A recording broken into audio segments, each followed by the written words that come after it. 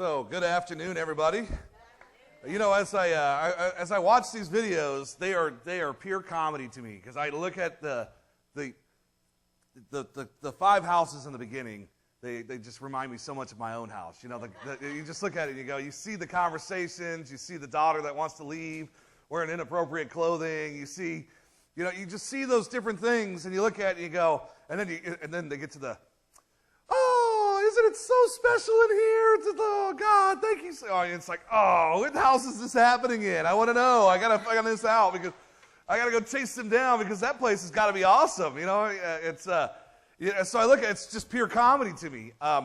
Today we are in the second week of Bless This Home, and really what we do want. Maybe we don't want to go to that extreme of what they're doing on the video, right? Maybe we don't want to be that extreme, but we do want our homes to be places of peace and be places of comfort and be places of where people get to come home and they just go, I am so glad to be home. Sometimes it's difficult to find that. Sometimes we work from our homes or sometimes we do different, and so home becomes a work atmosphere too, and so it's very difficult sometimes to find peace because sometimes you can't turn off work or you can't turn off this, and it's very difficult to find peace in our homes. So today we're going to talk a little bit about it. What we're really in is we're in Matthew 5, and we're looking at the Beatitudes. So if you open up your Bible, to Matthew 5, there's a whole bunch of things. It's blessed is this person, and blessed is that person, and blessed is this, and if you do this, you're blessed. What we are looking at is Matthew 5, and we're looking at verse 8, and it says, blessed are the pure in heart, for they will see God. Now we talk about that. We go, pure in heart, what does that mean? What is that, pure in heart? So we're going to talk a little bit about that today, but really what we want to look at is purity in your family. I asked in the last service, has anybody ever been robbed? You ever had your door kicked in, or you ever had like a window broken where people got into your house and they broke into your car? You feel violated at that point. You do. Now, all of you guys are attenders here, so all of you guys should know you've all been robbed because this church was broken into, and this is a home, and we call this. We had a month and a half ago. We had an incident. They broke into our office, and you feel violated when that happens. Well, what's happening right now is that the enemy, the devil, Satan, is robbing all of us right now. Literally right now as we sit, when we walk out of church, we're going to sit, we're going to go home, we're going to watch some TV, or we're going to watch something, and we're going to sit there, and the commercials that come on, it's going to be sneaky, and we're going to get robbed. We're going to be, little by little, the purity of our heart is going to be taken little by little. It's going to, you're going to watch a commercial, and all of a sudden that commercial is going to be, some girl walking around with, maybe half her boobs hanging out. And as a guy, you start realizing that our purity is being taken. Because we look at this, and the first thing we do, is you look at it. I mean, every TV channel, it's like 1995, Andy Sifowitz on NYPD Blue, 10 o'clock at night. It's the first time that a man comes on TV, and we end up seeing nudity on ABC. It's one of those things that becomes acceptable at 10 o'clock for there to be nudity on regular TV, over-the-air broadcast. To me, that kind of bothers me. We look at 1995, NYPD Blue was on, and, at 10 o'clock, my kids aren't asleep. They're just not, especially during the summertime. They're not asleep. Our kids are awake. They're out. They're still watching. I think about it, and I go, when I was a kid, we didn't have this 24-hour Nick Disney. We didn't have this 24-hour Nickelodeon. We didn't have all these different channels. You used to get up on the morning on Saturdays, and you'd go plop yourself down in front of the TV Saturday morning. You'd be like, oh, man, I'm going to get the cartoons today. Or they were on from 3 to 5. They weren't on like all the time, 24 hours a day. So as we were growing up, we were getting exposed over and over and over again to cigarette commercials, to alcohol commercials, to different commercials, and all of them figure they can get to us by selling sex. They all figure they can get to us, and it's not that they don't come out and just have somebody wearing pasties and walking across the stage. What they do is they have it to where it's very subtle. You watch TV, and if you ever watch a movie and you see what they're ringing up on the TV, it's all brand placement. We don't even realize it a lot of times. All of a sudden they're ringing up, if you look on it, what's going across the conveyor belt, and all a Budweiser can, a Jack Daniels bottle, a box of condoms, all over and over and over again. You look at it, you go, our purity is being corrupted, and we don't even see it. A lot of times, we don't even, now you'll look at it and be like, he was right. Look at what they got going across the TV now. Look what's going here. But prior to that, we just don't even recognize it. We don't see it. We just look at it and we're just oblivious to it. We are being robbed, but instead of being violated so much where they break in the window and come in and take something, they're doing it little by little, taking it from our heart. Little by little, they get in. A little more here. We're in here a little more. We're in here a little more. We're in, and then all of a sudden, your heart is hardened. Your heart, it's cardia in Greek. And so when you look at it, it's spelt with a K. It's K-A-R-D-I-A, cardiac. A metaphor, when we look at it now, it's our emotions. It's how we feel about something. It's our inner self, our heart. It's more than just this thing that's in the center of your chest that's pumping. It's more than that. Think about it. The thing that it's doing is that it's pumping blood to everything in you. It's your life. It's everything about you. So when it's pumping through you, it's getting to you. It goes down your arms, and it goes down your legs, and it literally, the blood gets to everywhere, to every part of us. And we look at it and we go, why is it so important that our heart doesn't harden? Because it flows through us. It's everywhere. And once our heart is hardened, it starts to harden our minds, and it starts to harden everything else about us, and we start falling, and we start going down these roads that we really never intended to go down. We've all heard the saying, follow your heart. Follow your heart. What is your heart telling you to do? Well, if as a child, and I look here, and I look at Sapphire Rose, and I go, as a child, if we raise her up, and all we did was just sat her in front of a TV and put violence on or put pornography on, can you imagine what her heart would look like as an adult? Can you imagine where she would be? We would look at it and we would go, she would treat people as dirt, and she would think that it would be okay to just, it's okay to murder them. What difference does it make? That's all she knew. Because her heart would have been hardened and guided that way.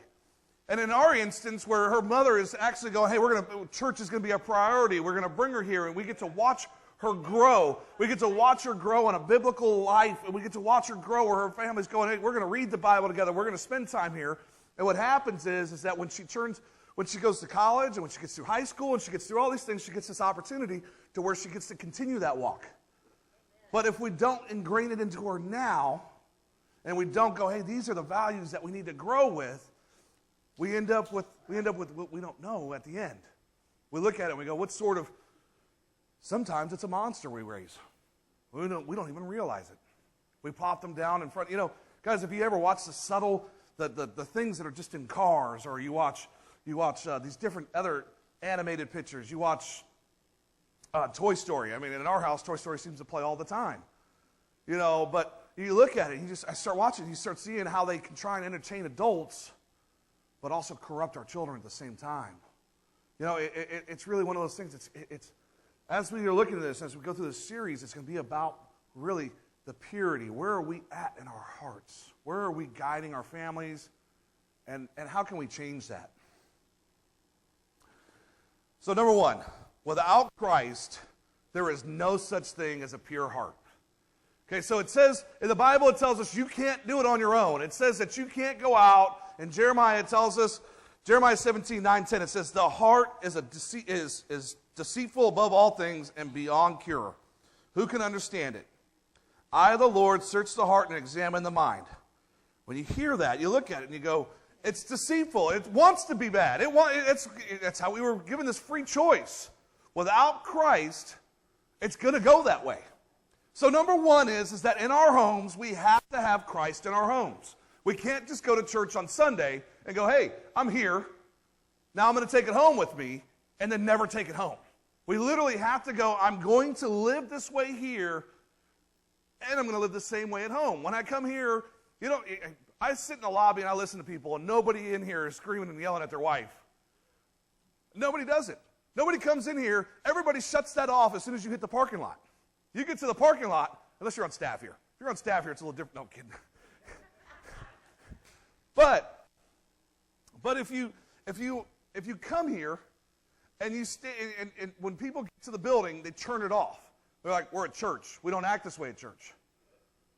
Well, wait a minute. How are you supposed to act?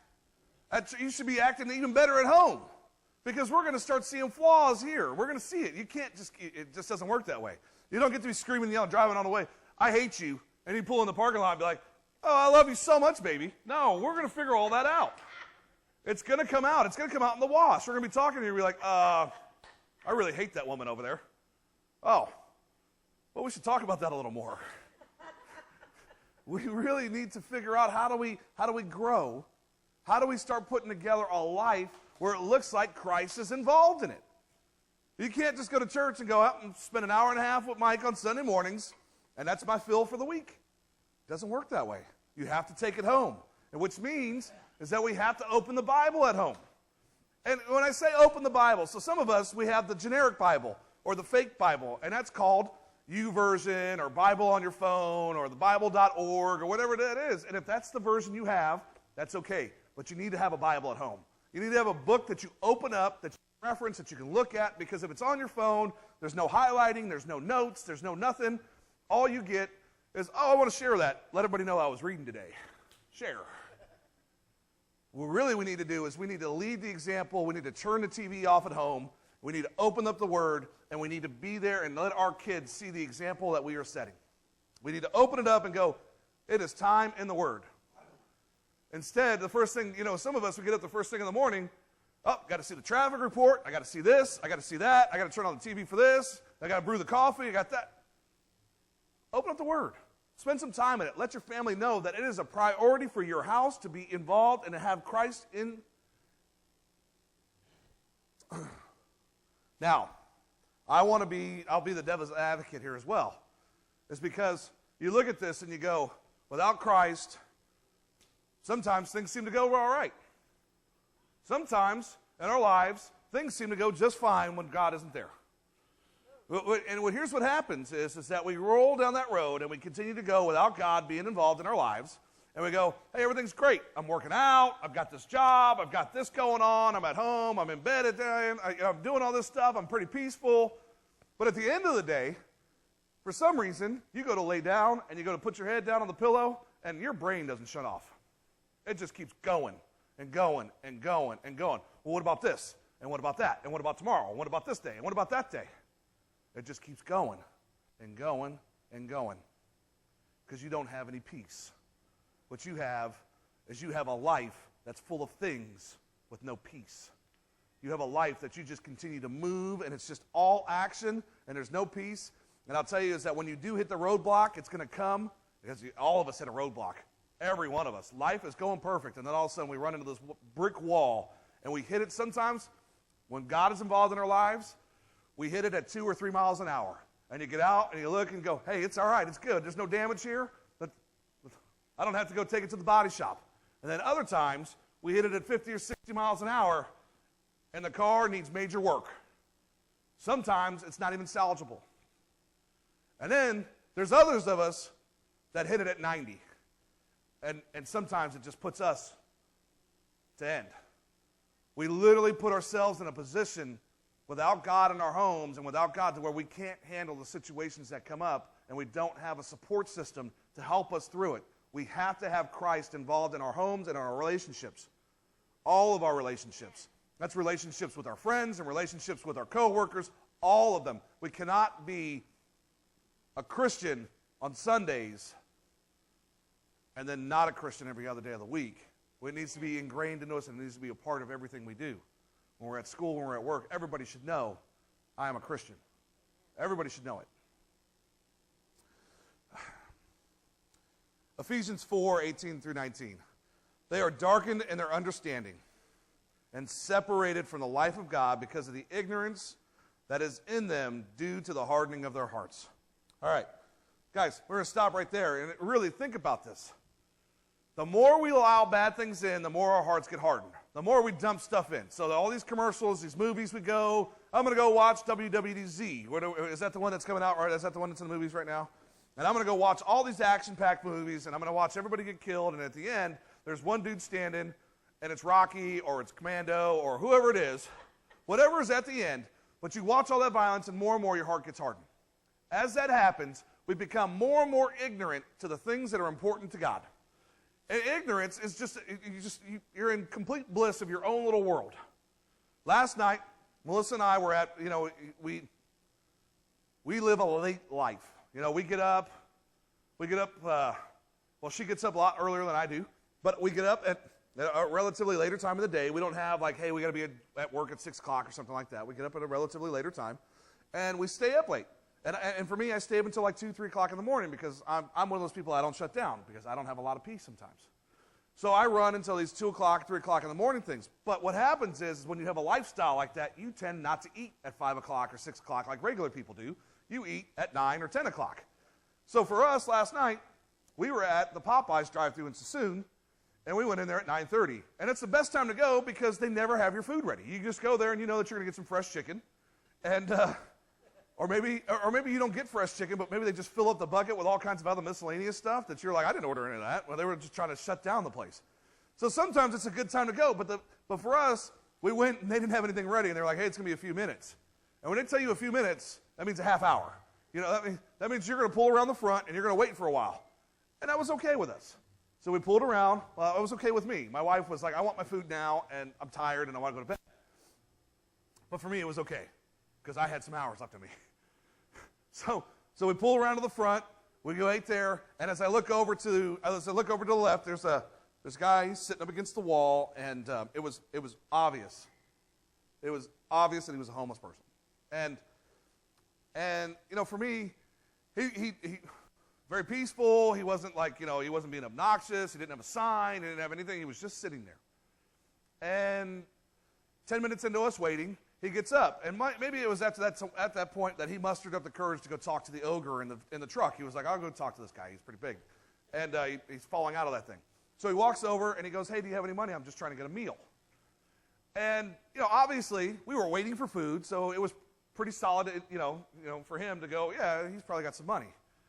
And what I did is the only thing I did have on me was $1, but I didn't ask Melissa if she had any money on her. I just said I got $1 on me, and here you go, boss, I got $1. And our food came out right afterwards. It was literally one of those things. I wish he would have asked me 10 minutes before because maybe my food would have came out 10 minutes prior. But he came out, and the food comes out. We get our food. I look in the bag. It's all there, and we take off. But as we got to the end of the parking lot, as we were sitting there, and before I made the right-hand turn, I looked in the rearview mirror, and I really felt, one, I got very judgmental. I said I gave him $1, and it looked like he walked across the street to the Chevron to go buy a beer. That's what I really got judgmental.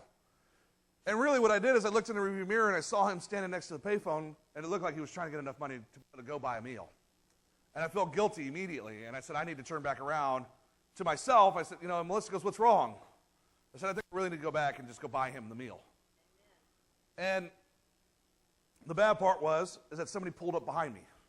So I couldn't just it would have been a project for me to have to actually, I call it a project. I'm driving a vehicle. It's not really a project. I could have, but I looked at it and I made the right turn and I pulled out of the parking lot. And I got to the stoplight and I felt even more convicted as I got to the stoplight. And I made the right-hand turn and I go, you know what, is this the type of love that Jesus would have showed him? I asked Melissa, I go, is that what Jesus would have done? Or what we fail to do sometimes is our heart gets hardened so much that we become ignorant that we fail that every opportunity we get, when somebody comes to you, I need help, they've got their hands out, and we go, here's $1, go away. I literally wasted an opportunity for me to be able to go, hey, let me actually show you what true love is. And I said, you just go away, and I feel guilty. Today I get up and I feel guilty about it. But what it does tell me is that Christ is working, and he's actually softening my heart as each and every day. And I look at it, and a lot of times I would tell him, just go to the mission. The mission will take care of you. But I know that sometimes the mission doesn't take care of you. Sometimes it just can't. So and that's just where, for me, I just feel that a lot of times, the more and more that we allow our hearts to get hardened, the more and more that we see that the love that we're supposed to give, the love of Jesus, the love that Jesus has shown us, is that we fail to give it to other people. We fail to be able to show. And last week we talked about that. And if you weren't here, last week we talked about how you love God, or how you love others is how you really love God. How you're showing yourself and how you give yourself to other people is really how. So when you tell people, I hate you, you hate God. That's one of those things that's very hard to understand. It's one of those things that it dwells on me like that now. When I think about it, I go, man, I can't continue to do what I've been doing in the past. I really, really need to. What would Jesus? Maybe Jesus would have just sat down and talked to him and go, look, I don't have any money, but what's really going on? And I don't know. But I do know is that I wasted an opportunity to be able to share love with somebody because I was being selfish. It's really what it came down to. Let's go back to Ephesians 4:18-19. It says, they are darkened in their understanding and separated from the life of God because of the ignorance that is in them due to the hardening of their hearts. Having lost all sensitivity, which is what I was just talking about. We lose that sensitivity. We lose it. It's gone, and it's just, what are we doing? They have given themselves over to sensuality so as to indulge in every kind of impurity. We are darkened in our understanding. Guys, is that what happens is that the more we continue to allow it to happen, the more our bodies adjust to it. It just, it's like, we know that if we walk into a dark theater, you walk into a dark room, give it enough time and your eyes will adjust. You'll be able to see. What happens is your eye, if we were to turn off all the lights in here and just leave one little light in here, we would all adjust and be able to get out of this place. It just happens. That's the reason why there's emergency exits that are lit up. If we were to do that, that's what would go on. But that's how our hearts get to be too. We just start just becoming used to it. We get accommodated to it. We're like, oh, it's dim in here. It's dark. And we just continue to walk along that line, looking at it going, wow, I can see just fine now because my eyes have adjusted. Our hearts have become hardened. But now let's take it and let's go into a nighttime thing. A lady, she used to keep, and I don't know who does this, but this is a true story. It was out of New York. And what happened was that her baby, she had an infant that was on formula. And in the cabinet where she had the formula at, she had a box of rat poison up there at the same, or a container of rat poisoning in the same place. And as she was up in the middle of the night one night, she got up. And sometimes we're distraught when we get up and you're like, oh, I don't know what's going on? The kid's screaming and yelling, and you got to go make a bottle. So she went in there, and the lights were off, and she could see just because it was dim, and she went and she made a bottle, and she came back, and she started to feed her child rat poisoning. Now, the child lived.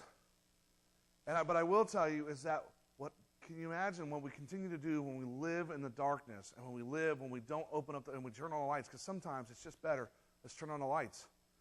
What happens is it's just,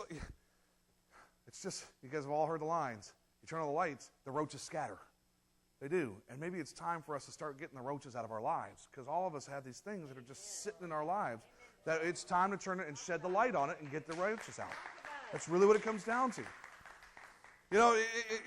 We continue to go, hey, I'm going to let things go on. I'm just going to adjust to it.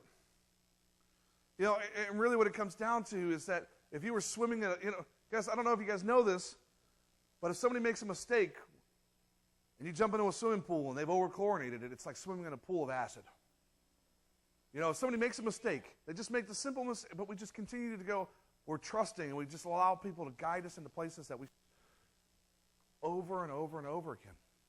And we put ourselves out in these positions to where we really need to start turning on the lights, and we need to start trusting God instead of in other people. Some of us here, we have children, or we have people that we've raised children or something like that. You look back at it and you go, when your child was 15 years old, and if you had a little girl, you don't let her go out with somebody who has a vehicle, and you don't know where they're going, and you don't have, basically, let me put the GPS on your ankle because I want to know exactly what's going on. Amen. You just don't do that. And if you do, then you'll understand why you're a 37-year-old and you've got a grandchild. Sometimes we look at that and we go, why is it that we continue to allow, you just never even met the guy. You're like, oh, yeah, go on. Yeah. Where you going? Oh, I'm going out with so-and-so. Oh, peace. See you later. You don't do that. If you have a 14-year-old, you don't give them a cell phone with an unlimited data plan without any restrictions on it to prevent them from surfing any kind of porn they want to surf. Or you have to put restrictions up. You have to say, hey, look, you're not going to just continue to do this. Guys, it's bad enough when we first got cell phones. My daughter got a cell phone. It was crazy. It was 16,000 text messages. That's 500 text messages a day. How do you get to that point? Can you imagine if you don't have a text plan? Can you imagine you're like, oh, 16,000 of them. Here's 10 cents each. You know, I mean, it's crazy. Or Facebook, the messages. It's bad. I mean, we'll be driving on the road. My wife, you hear the phone go off. Bing, bing, bing. I'm like, what is that? Oh, it's Facebook. Turn that off. It's not that important. But guys, the things that we do, we allow all this stuff, and it's immediate. It's like we can't even. I remember there was no cell phones. I actually remember that point. There was none. Yeah, even I remember I had a pager. I remember that point. I remember, I will tell you, life seemed a lot more peaceful. It was like you could actually get away from somebody. It wasn't like they, like for me. My wife and I, we have Apple phones and we share Apple IDs. And, for her, she doesn't actually ever have to call me because she can just GPS tag me and find out exactly where I am at any time. But that's how we are. We have this digital leash now, and it's called a cell phone. Everywhere you go, you can get it. But we don't put our kids on that same thing. We hold our spouse to it because we can become untrusting, but we don't put our kids on that same type of thing going, well, I've got a 15-year-old. I should want to know exactly where they are at any time I want. At this point right now, we don't do that. We just allow them to go, oh, that's their privacy. We got to let them have. No. No. See? We're all in agreement. You all look at it and go, well, we need to change stuff. Now, a lot of us would go, oh, my kids aren't like that. My kids are such good kids. Oh, no. Oh, yeah, they got a bag of clothes that's outside the window of their room that they jump out and grab every once in a while. The other one is that we just continue looking at it and we go, sometimes our kids, they frustrate us sometimes, and that's part of raising kids. They frustrate us. And you know what we do is we give them money and go, just go to the movies. I need a 2-hour break. Go away for a little while. But we don't really ask them, what movie are you going to go see? And so they go see Warm Bodies. And in case you don't know, it's a zombie movie. But we never watched the previews for it. We never looked to go see what we're actually letting our children go watch. And we look at Meg and go, why is it that, at our house, and I'll just put it out there, is at our house, you turn on our Netflix, because we have a Netflix account, we have more vampire shows. It thinks that I like vampire shows. I hate vampire shows. I look at it and go, my daughter watches every vampire. She's all, that's got vampires in it. Let's watch that. It's weird. I mean, it is. Because if you would have watched Dracula when I watched it, it was like, this sucks. Why are we watching this? It wasn't, I'm not on, what are they? What are the two teams? There it is. See? You've obviously watched that once or twice. The question is, are we a Christian family? Really is. Are we a Christian family? If you look at your home, is it a Christian home? Are we trying to be a Christ-centered home? Where are we at? Do we have a Christian home? Are we trying to have a Christ-centered home? The reason why those two slides don't pop up is because they ended up being weird. So as the translation from one computer to the other, that's the reason why there's two fill-in-the-blanks that they don't pop up on. So it's a Christian home. We are not just a Christian home. We are a Christ-centered home. So in the Bible, it tells us in Psalm 119, 9 and 10, it says, how can a young person stay on the path of purity? By living according to your word. So stop right there. So when you look at this, how can a person stay on the path of purity? By living in the word. It's very simple. Get the Bible out. Start reading it every once in a while. Start going, hey, I want to take a look at this. It shouldn't be one of these things that you got to brush the dust off. It should be well used. It should have lots of notes in it. And if your Bible doesn't have any highlighting marks or writing in it, that means that you're really not reading that bad boy because it needs to be marked up. Now, if you got one that was given to you for a special occasion, then go buy another one. And that one that you can litter on. If you don't want to buy another one, we have one here for free. You just got to read one that says, it's a new international version. It's like new. It's last year's version, so sometimes the translation's a little different. But write in it. Tear it up. Whatever you need to do, it should have lots of your notes. You should read it and go, oh, that's great. And you should put a little note in the margin. There should be areas in it. It should be a thing that your family sees you do. You should not go, I'm going to go hide back here, and I'm going to read some of this Bible. Man, this is so good. I love this Bible. Oh, you can't see me? Wow. That's too bad. This Bible's really good. I'm reading a really good version. Oh, I don't have it anymore. I was back there reading it, though. Your family should really see you. Your family should see it, and they should go, I'm going to make that a priority to do in my own life. We shouldn't hide in a closet, and we shouldn't hide it away from them. It should be one of those things that sits out on the dinner table, and you talk about it even then. You have to be in the Word. You want them to have good hearts? You want them to be raised in purity?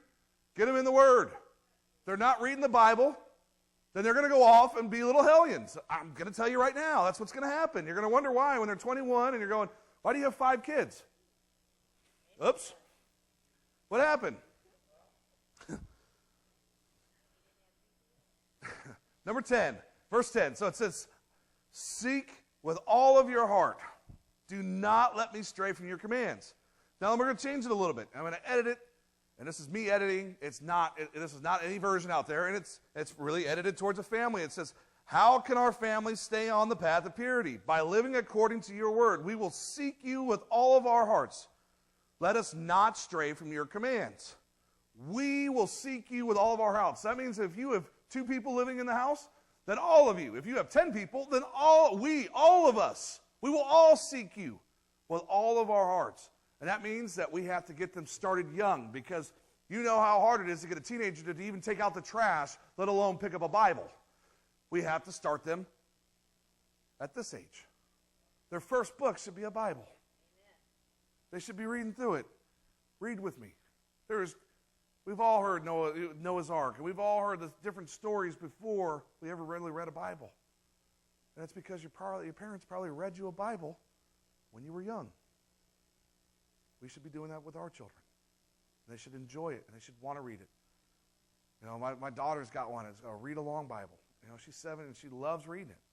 It's my fault that she doesn't read it often enough. We all should be pursuing that, and we should all be pursuing the same thing.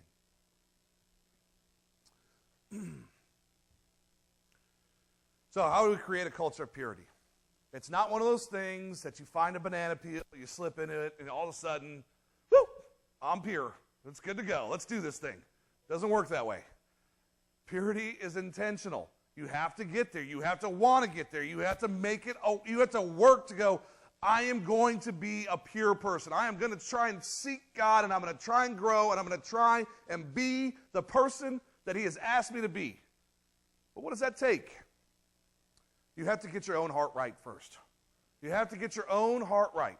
You have to start looking at it, and you can't be, well, and Melissa walked away, or, Melissa, you better get things right so we can start following God in here. Oh, there she is. We just can't do that. I can't be pointing the finger and going, you know what, things aren't going to be better in our house until Melissa gets it right if my heart's not right first. If my heart is not right,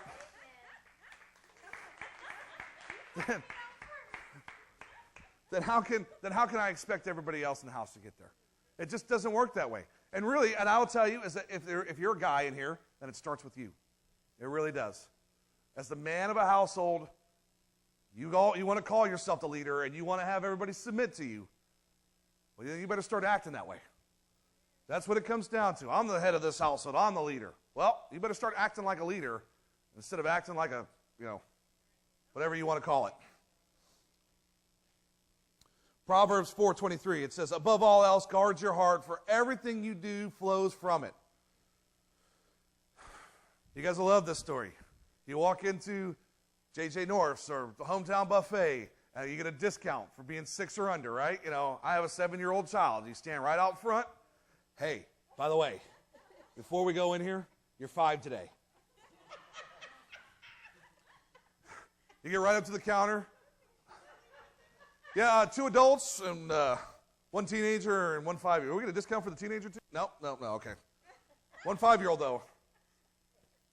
I'm not 5. I'm 7.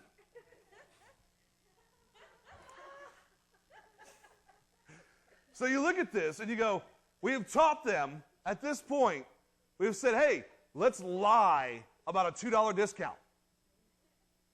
We've taught them already, hey, I know that you're 7, but I really need to save $2. So let's go in here and lie a little bit. If it's okay to lie over $2, then it's okay to cheat on a $5,000 tax return. Wow. If it's okay to lie about it, and we're really ingraining it to them at the age of 7, at the age of 8, at the age of 10. Oh, no, they're 13. Whatever the discount is. Why? How can we ingrain that? How can we let our children raise that way? And we start doing it because we're not pure in heart. We're not doing it. It's one of those things you walk out. We have this, as children, you'd be walking through Target or Walmart or one of those things, and the first thing you do is you go, give me that, shut up. And you give them something. And sometimes you give them a toy. Sometimes you get something, you'll be walking through the food aisles, and they've got these things that are just, the stores put them there on purpose, by the way. They know that you are trying to keep your kids good and quiet, so they give you things to keep them entertained. So you give that to them. Well, what happens is that you have your child in the basket, and that has ended up in between their back and the basket back, and you don't see it. So you unload all your groceries, you walk out of the store, you get your car loaded up, you grab your kid out, you put your kid in the car, and all of a sudden, magically, there's a DVD, or there's this, or there's that. What do? Do you go, oh, I scored me a $20 DVD? Or do you go, I've got to go back inside and pay for that? What do? Because it's all so often that people take it. It's also often that people go, I'm taking this with me. It happens all the time. All the time. It's just like when somebody gives you too much change. You're at the grocery store, and you give them $20, and they give you back $27. And you're like, do you go, score? Or do you go, hey, let me give you all this back, and why don't you try again? What do? Because a lot of times, we take it, we pocket it, and we walk away. We go, oh, one for the winning team. Winning. That's what we do. We have to get our own hearts right. Sometimes it's very, very obvious. Sometimes it's one of those things that just stands out immediately. And before I say it, Melinda has to be quiet. So sometimes it's that wife swapping. You come in and you just know that it's not okay. Hey, by the way, Melissa, you're going to go over to Cameron's house for a week. That's not okay. It's not one of those things. Nobody's going to be like, hey, this is going to work out great for everybody's marriage. It's not okay. We know it's an obvious thing. We know that it's a big problem. It's not going to work out. But there's other things that we look at and we don't realize that they're problems. What happens when you travel with a coworker who's of the opposite sex? You stay in the room right next to them. You have all these. You build a relationship with them. All of a sudden, you're finding out, I love her more than I love my wife. No, you don't. You just stop trying with your wife.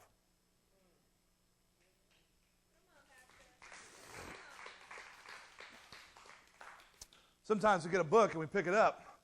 And I got it from the last service. But sometimes, some of us, we get this book called 50 Shades of Grey. And some of us are reading this, and it's got sex scenes, and it's got all. And anytime you got to put a book to where your kids can't get a hold of it, then you probably shouldn't be reading that book. If you got to hide that book from your family, then it should go away. I was talking last service about I know somebody who has every Louis L'Amour book out there, all of them, and the guy wrote like 300 novels. Louis L'Amour, every story. I'm like, why would you read all those? They're old westerns, and it doesn't make any sense because every one of them has a 30-page sex scene in it. I mean, the guy, every one of them does it. That is not a book that should be in your house that your kids can pick up and go, oh, that's an old one. That looks like it's been well worn. And it shouldn't be well worn. You should read it and go, oh, that one's trash. What is going on? And why do we allow that? We look at things and just go, we allow things to affect us ever so slightly, and they build, the little molehill ends up being a mountain. Sometimes we hang out with our buddies, and our buddies are all single. And it's one married dude hanging out with 4 single dudes. Or it's one dude that's in a significant relationship hanging out with 4 single guys. And they're like, hey, let's go to the strip club. The married guy is going to go, my wife probably wouldn't like that, but let's go anyway. Because that's what guys do. I'll tag along. Why not? Because it's going to affect your relationship later. It just does. We have to create a culture of purity, and it starts within us. We have to be looking at our conscience, and it's there all the time. It's all the time. We all have these things, and we stop and we go, oh, I made a mistake, because instantly it comes up. We know it. A lot of times when we're doing something wrong, it's just as little kids. They know when they're going to the cookie jar, and they know that they're not supposed to be there because they're being told. It's in their head. No, no, no, no. But the reward of the risk is so good. They're like, chocolate, I got to have that, you know. And it's not like they're really sly about it because all the times they'll get it, and all of a sudden there's cookie all over their face, and, you know, it's like, but we know, and they know it at such a young age. They know it so early. There's like, oh, I can't do that. It speaks to us. A lot of times, though, we get our hearts so hardened that our conscience just becomes scared. Becomes scared of what we're going to do. It just looks like, oh, I'm done talking to you. You're just a big dummy anyway. And that's just what it ends up being because we've gotten so hard that our heart stops talking to us. It just stops telling us, stop doing that. It doesn't bother you. It probably should bother you. So, number 2.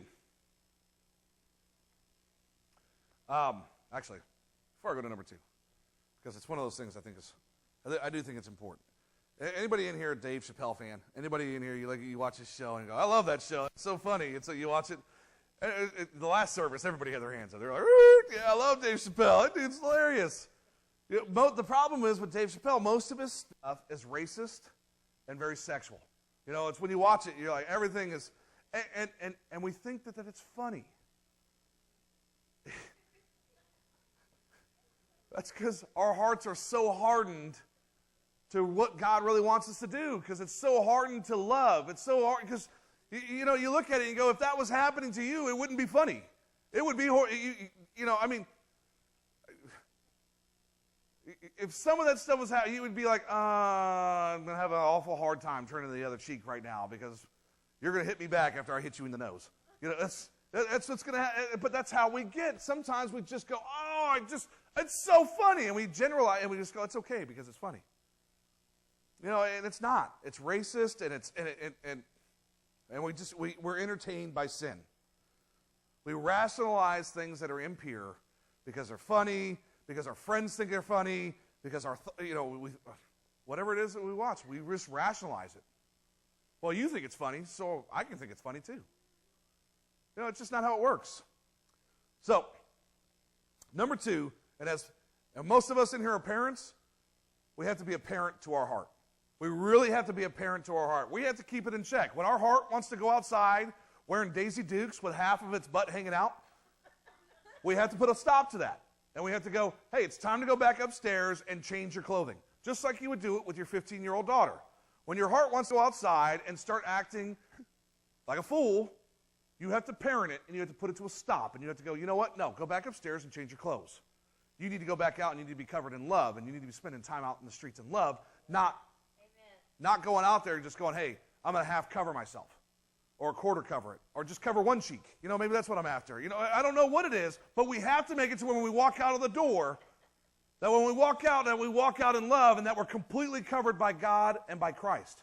And a lot of times we walk out and maybe we're just wearing a toe ring, something along those lines. I don't know. Sometimes it's just weird. 1 Samuel 16:7, the Lord does not look at the things that people look at.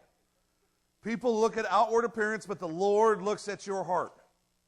So when Jesus was here, he focused on, he didn't come out and go, hey, don't murder, don't commit adultery, don't do this, don't do that. He came out and he said, love God, love others. He didn't come out here and go, here's all the rules, don't do this. He said, love God, love others. He didn't focus on all these rules because he knew that if you loved other people, that you wouldn't do any of the other stupid stuff. You would love. You would go out covered in love, that you wouldn't be like, hey, I'm going to go slander so-and-so, and I'm going to go talk about them, or I'm going to say racist jokes about this, or I'm going to do this, or I'm going to go commit murder, because you were covered in love, and you had this covering of grace, and you're like, it doesn't matter. I can be forgiving. Somebody makes a mistake. They show up late. They do this. They do that. I can be forgiving, and I can show that I am the person that is going to love you because of your faults. Because they're your issues. They're not my issues. Why would I get angry? Come on in here. Let me love on you, and let's start making changes. That's what he did. He didn't come in here and go, all right, well, since I am sinless, here's this stone, and I'm going to smash your face in with it. He didn't do that. He said, I'm going to love you. Our biggest mistakes are that we focus on outward stuff. We focus on what people think of us. We focus on what people see of us. We think when people drive by our house, they go, hey, it's got this great white picket fence, and it's been painted recently. The lawn's been mowed. The hedges are all trimmed. This outward appearance, the house is perfect. Yeah. I will tell you is that the outside of my house probably looks worse than the inside right now. And you get there, and it just is crazy that sometimes we worry so much about what people are thinking when they drive by that we don't really worry about what people see on the inside. So a lot of times, even here, we walk around and we keep our heads up and we're like, oh, I'm in a good mood. Everything's all right. No, it's really not. Because we can see it. We can see when you pull in the parking lot. Sometimes it takes you 5 minutes to get out of the car because you're like, I got to take this off because it's just too much. I got to.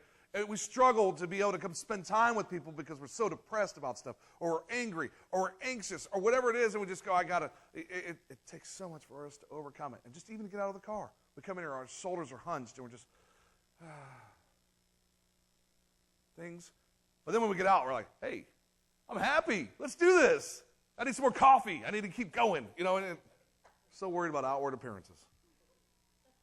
It's amazing. We'll be driving along, you can be driving up into the parking lot. All arguments stop at the driveway. They just do. You be driving along, yelling and screaming. As soon as you hit the parking lot, hey, I love you. You walk into church, and all of a sudden everything's all good. Because that's what everybody has to see. And God forbid you pull in the parking lot and people see you angry or see you arguing. Because then they get to know you, and they get to see where your heart is. They get to see where the purities lie. Because sometimes they're just not there. Sometimes we're just not loving, and we're just not going, I love you. And it's your issues that, we're going to work through them. Sometimes we just give up the fight.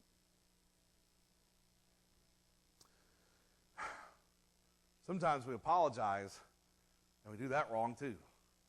I'm notorious for this. And I would never apologize to anybody in here like this. But, well, maybe Melissa. I would never say this. I would never quite say this sentence to her. But I would go, I'm sorry. Why did you get offended anyway, you big baby? Sometimes we say things and you look at it and you go, why? We just apologize wrong. We just do things that are just completely out of character. I'm sorry. You shouldn't have gotten me angry. I'm sorry that you got me mad. Wait a minute here. Or I'm sorry that you spent all the money and that's why we're broke. Wait. Those things don't work. Those things don't make sense. You look at it and go, wait a minute. I'm sorry means that I did something and not that they did something. I shouldn't come in and go, we argued because it was all your fault, right? You know that. It was your fault. Wait a minute. That's not how it works.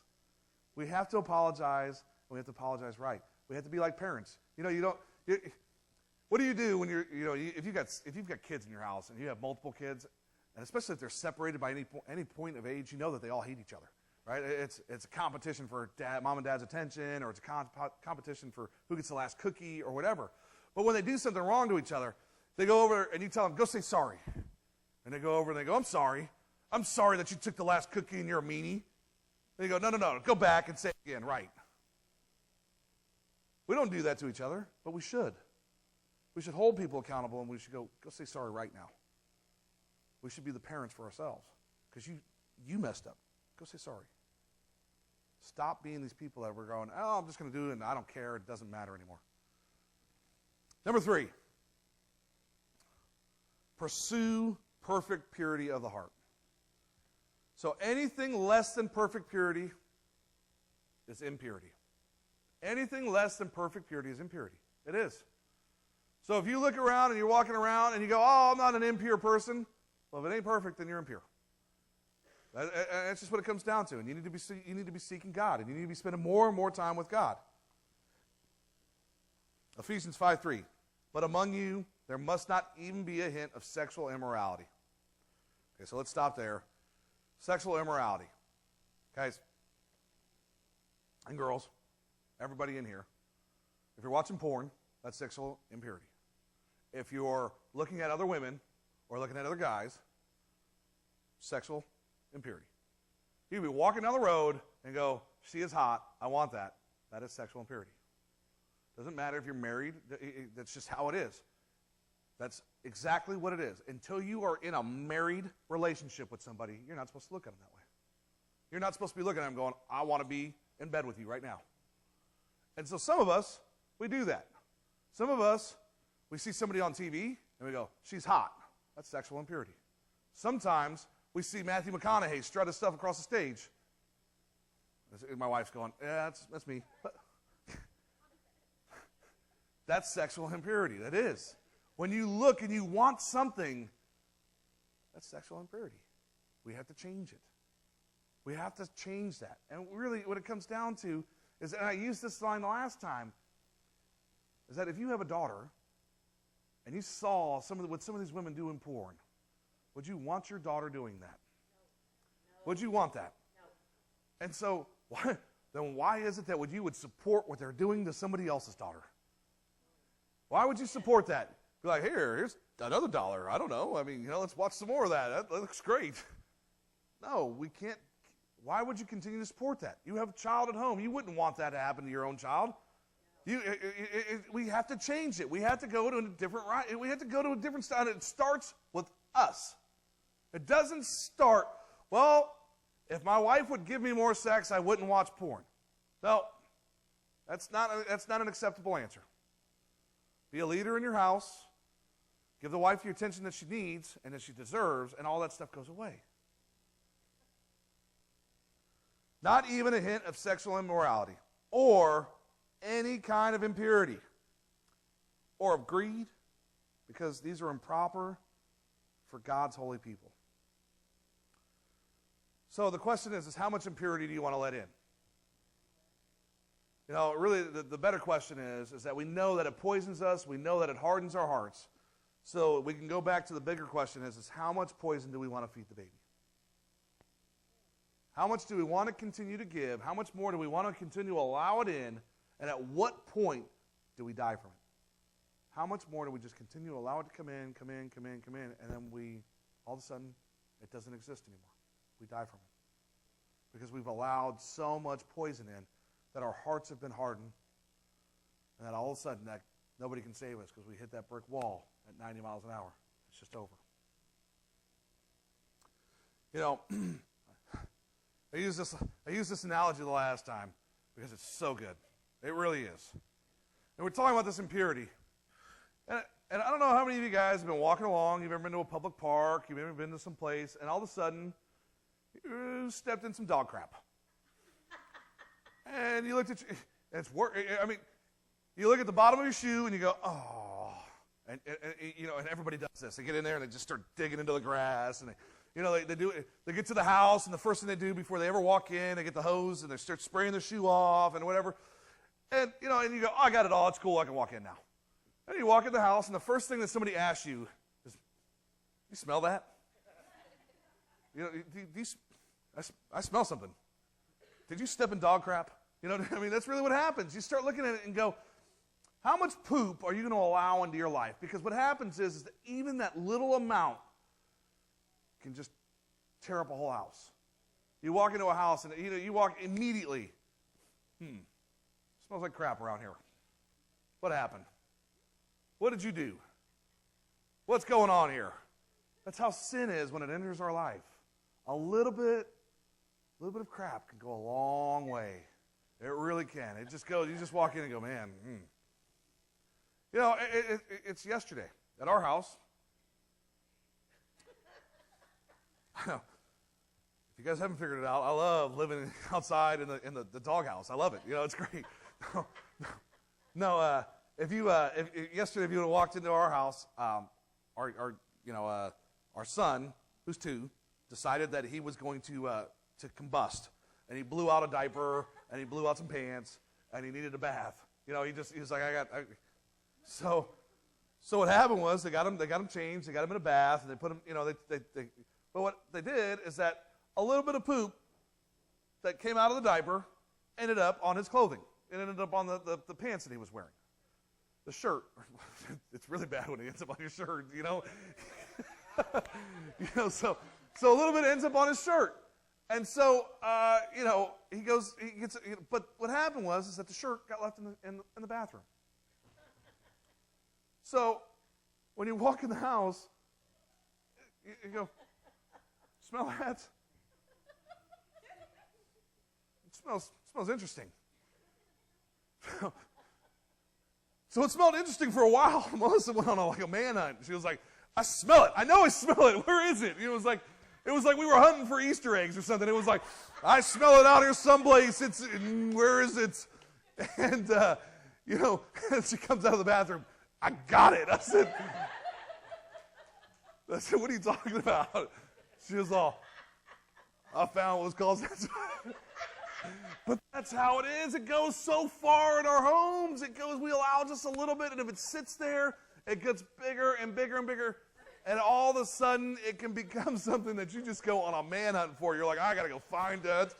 That crap is here someplace. I'm going to get rid of it. And that's what we have to do. We have to go on a manhunt for the sin and the crap that is in our lives. That's where we have to go.